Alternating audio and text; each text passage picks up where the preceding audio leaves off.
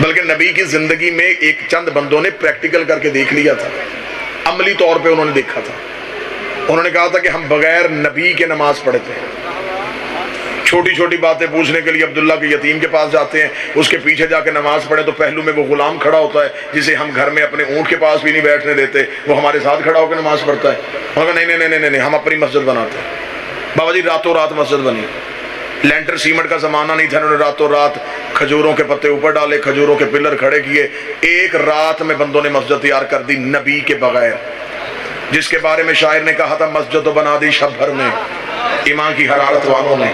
راتوں رات یہ مسجد بنی ہے، ایک رات میں یہ مسجد تعمیر ہوئی ہے جسے قرآن میں مسجد زرار کہا گیا ہے۔ بندے اکٹھے ہو کے اس مسجد میں بیٹھ کے انہوں نے کہا بغیر نبی کے ہم نے اللہ راضی کرنا ہے، اتنے سجدے کریں گے، اتنی عبادتیں کریں گے، اتنا روئیں گے اللہ کے آگے کہ جبریل جو قرآن کی آیت لے کے وہاں جاتا ہے وہ پہلے یہاں آیا کرے گا، جو اللہ کا حکم ادھر دیتا ہے وہ اللہ کا حکم ادھر آیا کرے گا۔ پوری رات بندے اس مسجد میں اللہ کو سجدے کرتے رہے، اللہ اکبر کی صدائیں دیتے رہے، اللہ کو راضی کرنے کی کوشش کرتے رہے۔ صبح کو جبریل کے پروں کی سرسراہٹ محمد کے قدموں میں محسوس ہوئی۔ جبریل نے کہا خدا بادل ہدیہ درود و سلام کہتا ہے اپنے ساتھیوں کو ساتھ لے، اس مسجد کو گرا بھی جلا بھی، گرا بھی جلا بھی، گرا بھی جلا بھی۔ نبی نے کہا جبریل اللہ سے کہا مجھے نہیں مانتے تجھے تو مانتے ہیں۔ جبریل کہہ رہا وہ کہہ رہا ہے میں لعنت کرتا ہوں اس عبادت پہ جس میں میں ہوں اور تو نہ ہو،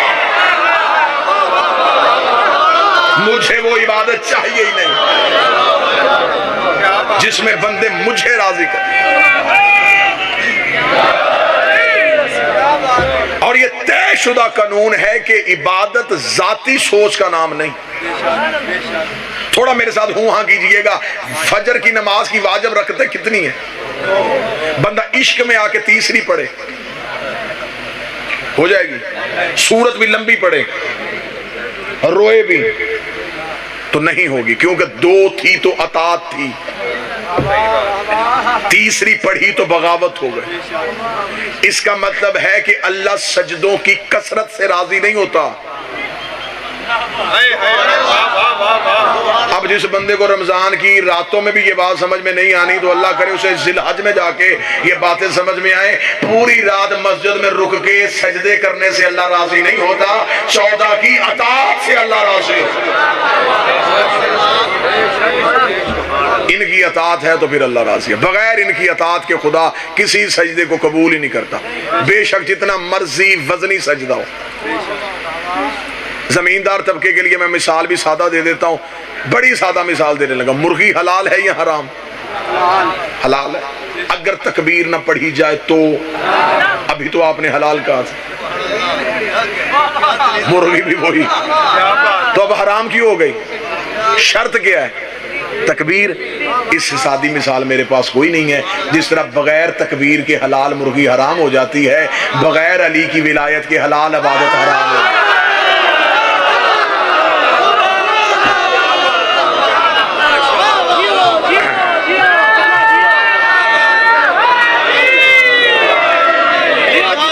لمبے سجدے کرنے سے، زیادہ سجدے کرنے سے اللہ راضی نہیں ہوتا، اللہ راضی ہوتا ہے ان کی اطاعت کے ساتھ، اللہ راضی ہوتا ہے ان کی ولایت کے ساتھ۔ ان کی محبت میں سانسیں بھی لو تو عبادت۔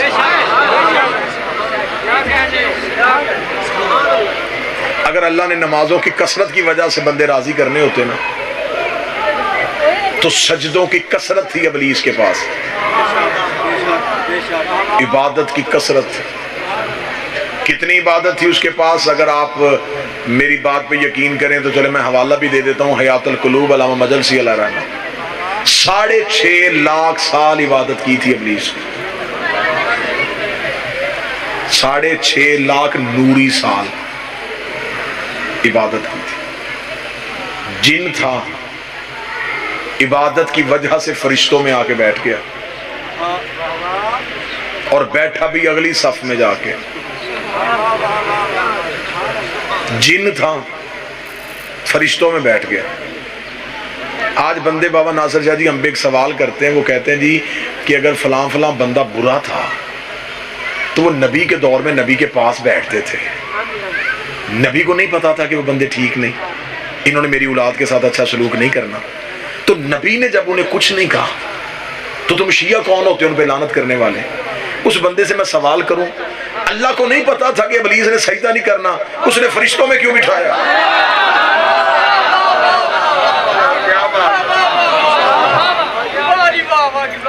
کیا تیرا علم اللہ کے علم سے بھی زیادہ ہے؟ خدا کو خبر نہیں تھی کہ اس نے سجدہ نہیں کرنا، پتا تھا، پھر اس نے کیوں فرشتوں میں بٹھایا؟ آپ چپ رہیں یا بول پڑیں، قانون قدرت یہ ہے، لعنتی معصوموں میں بھی بیٹھا ہو، لعنتی ہو، قریب بیٹھنے سے، صحبت کی وجہ سے فطرتیں نہیں بدلتی، اگر صحبت کی وجہ سے بدلتی ہوتی تو ابلیس فرشتوں میں بیٹھا تھا، فرشتے تھے، ابلیس تھا، صحبت سے کوئی اثر نہیں ہوا، اور خدا نے بھی محفل سے نہیں اٹھایا۔ اگر بندے مجھ سے پوچھے کہ تو دلیل دے کیوں نہیں اٹھایا، اللہ کا قانون ہے، نجاست جب تک ظاہر نہ ہو اسے پاک کرنے کا حکم نہیں۔ دلیل دے دیتے ہیں، خون نجس ہے، جسم کے اندر ہے، لیڈروں کی صورت میں نماز پڑھو ہو جائے گی، ایک قطرہ بھی باہر آیا، اب شریعت کہتی پہلے اسے پاک کر۔ اب مولوی سے پوچھو کہ اندر بھی تو یہی تھا، وہ کہتے تب اندر تھا، اب باہر آ گیا۔ نجاست چھپی رہے تو کچھ نہیں ہوتا، ظاہر ہو جائے تو پاک کرنی پڑتی ہے۔ ابلیس نجاست چھپا کے فرشتوں میں بیٹھا رہا، خدا نے کچھ نہیں کہا، اس نے ظاہر کی، خدا نے نکال دیا۔ بندے نجاست چھپا کے نبی کے قریب بیٹھے رہے، نبی نے کچھ نہیں کیا، انہوں نے ظاہر کی، نبی نے بازو پکڑ کے حجرے سے نکال دیا۔ اب ابلیس فرشتوں میں بیٹھا، اور فرشتوں میں بیٹھ کے قصور اس کا کیا تھا؟ کیا اس نے یہ کہا تھا کہ میں تجھے سجدہ نہیں کروں گا؟ نہیں، وہ سجدہ کرنے کے لیے تیار تھا، بلکہ میں جملہ تبدیل کروں تو جملہ ایسے بنے گا کہ ابلیس کل بھی یا اللہ مدد کا قائل تھا۔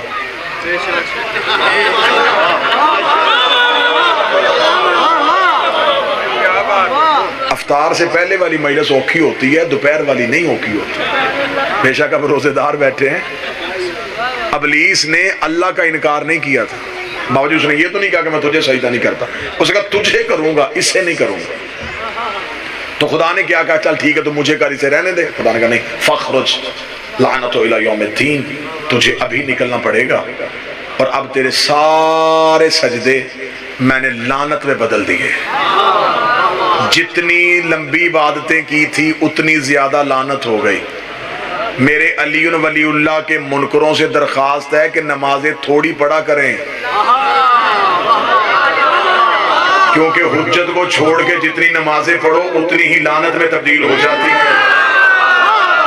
اس کی 6.5 لاکھ سال کی عبادت خدا نے لمحوں میں لعنت میں تبدیل کر دی، لعنت میں تبدیل کر کے خدا نے کہا نکل جا میرے دربار سے، اب تجھ پر قیامت تک کے لیے میری لعنت ہے۔ آؤ ماہ سیام ہے، اللہ کی بارگاہ میں سجدہ کر کے خدا سے سوال کرتے ہیں، میرے مالک اس نے تجھے سجدہ کرنے کا انکار نہیں کیا تھا، اس نے انکار کیا تھا آدم کا، میرے مالک یہ تجھے سجدہ کرنے کے لیے تیار تھا، اس کے پاس بہت زیادہ عبادت ہی ہو سکتا ہے، یہ تھوڑی دیر کے بعد تیری بارگاہ میں واپس آتا، تجھے معافی کی درخواست کرتا، تجھے معاف کرنا پڑ جاتا، کیونکہ تو نے کہا ہے کہ میں غفار الذنوب ہوں، میں ستار العیوب ہوں، میں گناہ معاف کرتا ہوں۔ میرے مالک تو نے ابلیس کے لیے کوئی معافی کا دروازہ کیوں نہیں کھلا چھوڑا؟ خدا نے کہا اس لیے کھلا نہیں چھوڑا کہ حجت بھی پہلی تھی، منکر بھی پہلا تھا، حجت بھی پہلی تھی، منکر بھی پہلا تھا۔ اگر میں ابلیس کے لیے توبہ کا دروازہ کھول دیتا، کل کو بڑے بڑے حجت کے منکر نمازوں کے ٹوکرے اٹھا کے میرے دروازے پہ آ کے کھڑے ہو جاتے کہ تو نے اسے بھی معاف کیا تھا، تو ہمیں بھی معاف کر دے۔ میں اس کی نماز لعنت بنا کے اس کے گلے میں ڈال کے دنیا کو بتا رہا ہوں کہ میں اپنے منکر معاف کر سکتا ہوں، حجت کے منکر معاف نہیں کرتا۔ مجمع بولے نہ بولے، دلیل تو آ گئی، جب اللہ صفی اللہ کا منکر برداشت نہیں کرتا تو علی ولی اللہ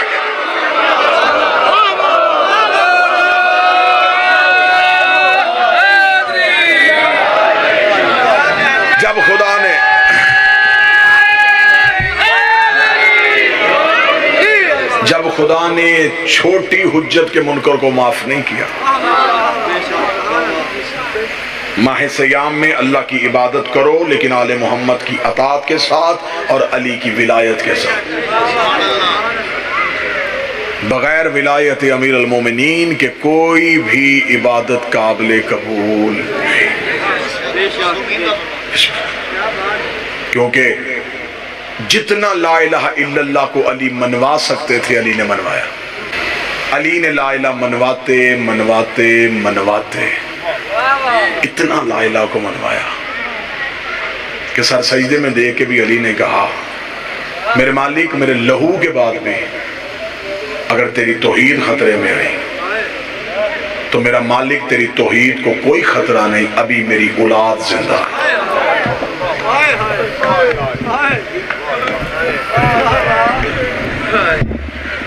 بیٹوں کی جوانیاں اور بیٹیوں کی چادریں توحید بچاتے بچاتے چلی.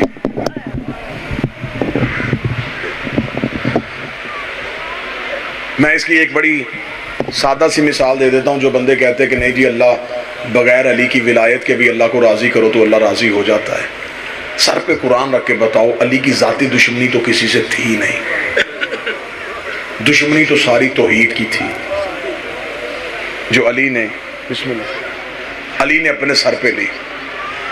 میں یہاں مجلس پڑھ رہا ہوں، میں مجلس پڑھتے پڑھتے وہاں وہ دروازے سے کوئی میرا دشمن آئے، وہ مجھ پہ حملہ کر دے، وہ مجھ پہ حملہ کرنے کے لیے دوڑے، یا مخدوم ناصر شاہ جی یہاں سے اٹھیں اور اس کے آگے کھڑے ہو جائیں اور کہیں خبردار آج یہ ہمارا مہمان ہے تو اس پہ کوئی حملہ نہیں کر سکتا.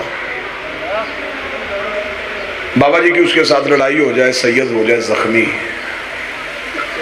تھوڑے دنوں کے بعد وہی بندے اکٹھے ہو کے میرے گھر مجھ سے معافی مانگنے آئے. زمیندار پچیتی بندے بیٹھے، سر پہ قرآن رکھ کے بتاؤ بغیر سید کے کیا میں اس سے راضی ہو سکتا ہوں؟ وہ کہیں جو جرمانہ کہے گا وہ جرمانہ دیں گے، ساری رات بھی تیرے دروازے پہ کھڑے رہیں گے، ہمیں معاف کر. عقل کا تقاضا یہ ہے کہ میں فوراً کہوں گا کہ شرک پور چلے جاؤ، بابا جی کو راضی کر لو، کیونکہ زخمی ہوا ہے سید، دشمن تھے تم میرے، پھر میرے دروازے پہ آنے کی ضرورت ہی نہیں ہے. انہیں کہنا کہ وہاں سے کسی نوکر کے ہاتھ پیغام بھیج دیں کہ میں راضی ہو گیا ہوں، تو میرے دروازے پہ نہ آنا، میں خود بخود راضی ہو جاؤں گا. بادشاہ حسین کی عزت کی قسم ہے، بندے دشمن تھے اللہ کے، علی بیٹی اور بیٹیاں لے کے درمیان میں آ گیا. توحید کی دشمنی میں علی نے بیٹے بھی زخمی کروا لیے، علی کی بیٹیاں بھی زخمی ہو گئی. اب بندے پوری رات بھی اللہ کو راضی کرنے کی کوشش کرتے رہے. تو جب میرے جیسا کم عقل بغیر سید کے راضی نہیں ہوتا تو اللہ بھی بغیر علی کے راضی نہیں ہوتا. سادات و غیر سادات، میری ممبر سے دعا ہے میرا مالک عید قریب ہو تو کوئی بیٹی یتیم نہ ہو. میرے بعد مجلس تمام نہیں ہونی، میرے بعد بھی مجلس جاری رہے گی. مجھ سے بہت بہتر پڑھنے والے ذاکرین تشریف فرمائیں، مائیں بہنیں بیٹیاں مجلس میں بیٹھی ہیں. اللہ اس قوم کی غیرت کو ہمیشہ سلامت رکھے. مسلمانوں کی بیٹیوں کو کوئی خبر نہیں کہ یہ دن کس کے ہیں. میری قوم کی بیٹیاں مٹیوں میں بیٹھی ہیں حسین کے بابے کی عزاداری کے لیے. میں ممبر سے تمہارا بھائی بن کے دعا کر رہا ہوں، میرا اللہ تمہارے پیکے گھر ہمیشہ سلامت رکھے، مان بھائیوں والے سلامت رہیں. میں منت کر کے کہوں گا جتنے نوجوان ماتمی بیٹھے ہو، جس کی بہن ہے تمہیں حسین کی عزت کا واسطہ زندگی میں بہنوں سے کبھی ناراض نہ ہونا. بابا جی ان کی ناراضگیاں وقتی ہوتی ہیں، عید قریب ہونا، غریب سے غریب بھائی غربت کی وجہ سے بہن کو عید دینے نہ جائے اور کہیں سے ادھار اور قرض لے کے بہن کے گھر چلی جائے. بہن کو خبر ہوتی ہے یہ بھائی غریب ہے، وہ جو ہی پیسے اس کے ہاتھ میں رکھتا ہے واپس اس کی جیب میں ڈال کے دیتی ہے، مجھے تیری جوانی کی قسم مجھے پیسوں کی ضرورت نہیں، تو میرے گھر چل کے آ گیا، میری عید یہیں پہ ہو گئی. بہنوں کو تو یہی بڑے مان ہوتے ہیں، بھائی چل کے چلا جائے. ان ان بیچاریوں کو چیزوں کی ضرورت نہیں ہوتی، انہیں پیار کی ضرورت ہوتی ہے، انہیں محبت کی ضرورت ہوتی ہے۔ بہنوں کی نظریں ہوتی ہیں عید والے دنوں میں پیکے گھر میں، کوئی میرا بھائی آئے گا، کوئی میرا بابا آئے گا، تو رو سکے نہ رو سکے تو آئے ضرور کہہ دینا۔ قسمت دیکھ علی کی بیٹی کی، زینب کو باپ کا 10واں عید والے دن آ گیا، علی کی بیٹی اپنے گھر میں بیٹھی تھی، زینب کو بھی پیکے گھر کا انتظار تھا۔ حسن سر پہ بابے والا امامہ باندھ کے بی بی کی حویلی میں گئے، حسن کی آواز ہے زینب بابے کے بعد پہلی عید ہے، زینب میں باپ بن کے آیا ہوں، زینب تجھے کسی چیز کی ضرورت ہے مجھ سے مانگ۔ مصلی سے اٹھی علی کی نمازی بیٹی، بھائی کے گلے میں باہیں ڈالی، حسن کی داڑھی چومی، رو کے کہتی تیری جوانی کی قسم ہے تو میرے گھر چل کے آ گیا ہے، میں نے زندگی میں کبھی بابے سے بھی کچھ نہیں مانگا۔ حسن کی آواز آئی میری خواہش ہے تو مجھ سے کچھ مانگے، سید اعلیٰ ماتم کی تیاری کرنا، اتنا جملہ کہنا تھا۔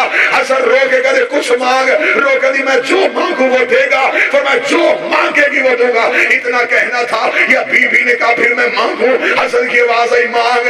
حسن نے حسین کے سر پہ ہاتھ رکھا، فرمایا شبیر زامن ہوا جو تو مانگے گی میں دوں گا۔ رو کے کہتے پھر میری منت ہے ایک بار غازی سے کہے میرے باپ علی کے کپڑے پہن کے میرے صحن میں چل کے دکھائے، میں غازی کو چلتا ہوا دیکھو مجھے میرا بابا یاد آئے، اور عباس جب چلتا ہے علی جیسا۔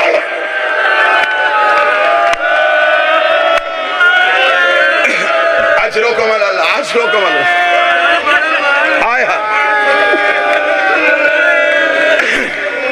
ایک بار غازی سے کہے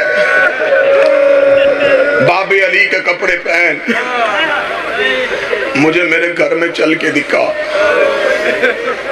میں عباس کو دیکھوں مجھے میرا بابا یاد آئے۔ عید قریب ہو نا جی، کسی بیٹی کا 100 سال کا باپ بھی مر جائے وہ بیٹی عید نہیں مناتی۔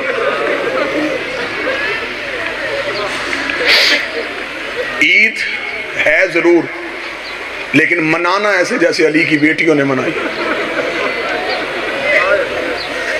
قسمت دیکھ 2 عیدیں مسلمانوں کی، سیدوں کی دونوں ہی کوفہ کھا گیا۔ 2 وقت بیٹیوں کو بڑے انتظار میں رہتی ہیں، ایک عید وہ میں نے پڑھ دی، ایک بیٹیوں کا کفن پہ کے گھروں سے آتا ہے۔ بھائی ساری زندگی ملنے نہ جائے، آخری دنوں میں بہن بیمار ہو جائے نا، پتہ چلے بہن بیمار ہے، بھائی ملنے کے لیے جائے۔ میں معاشرے کی مثال دیتا ہوں تاکہ تیرا اندر کا دل نرم ہو۔